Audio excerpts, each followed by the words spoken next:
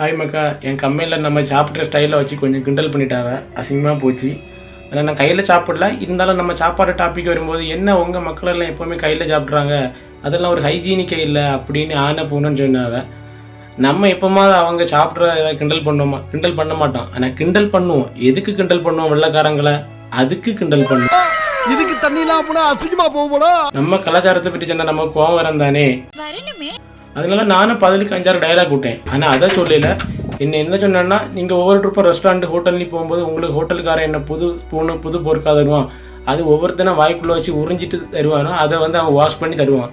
அப்போ இதெல்லாம் மட்டும் என்ன ஹைஜீனிக்கா அப்படின்னு நான் கேட்டேன். கரெக்டு தானே. ஆனால் உண்மையிலேயே நம்ம சாப்பிடைய முறை தான் ஒரு கெத்து. அது எப்படின்னா, சாப்பாடுக்கு மரியாதை கொடுத்து கையில் பசஞ்சு அடித்தா தான் அதோட உண்மையான டேஸ்ட்டெல்லாம் நமக்கு கரெக்டாக இது ஆகும்.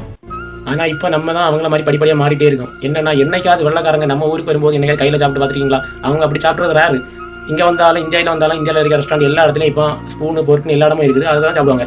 இங்கேயும் நம்ம ரெஸ்டாரண்ட்டுக்கு அவங்க சாப்பிட வந்தாலும் ஸ்பூனு பொருட்கள் தான் சாப்பிடுவாங்க. எங்கேயுமே அவங்க கையை யூஸ் பண்ணவே மாட்டாங்க.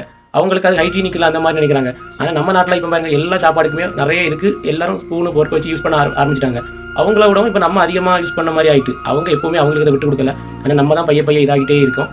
நம்மளால் முடிஞ்சால் இது பண்ணலாம். சின்ன அந்த ஐஸ்கிரீம் குடிக்கிறதுக்கு வேணால் நம்ம அந்த மாதிரி ஸ்பூன் யூஸ் பண்ணலாம். தேவையே இல்லாத அந்த முட்டை இந்த மாதிரி சிக்கன் இதுக்கும் ஸ்பூனு போர்க்குன்னு தூக்கிட்டு இருந்தால் அதுக்கப்புறம் நம்ம என்ன சொல்லுங்கன்னு தெரியல.